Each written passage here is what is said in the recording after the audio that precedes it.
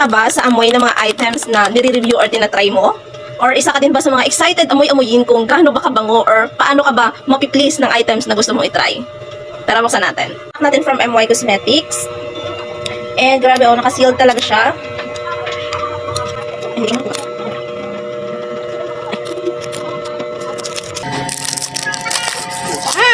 Ang bongga niya guys, no? Ang ganda ng lagayan. I like it so much. Parang social. Try nga natin. Ang amoy niya, alam mo yun, parang, pero try ko muna dito. Ay! Oh, ang bango. Cologne? Parang cologne siya, guys. Oo nga, parang cologne.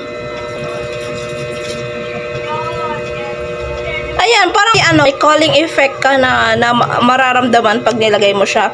And in fairness, hindi siya malagkit. Hindi malagkit sa balat. Pero, itatry natin yan sa kilikili by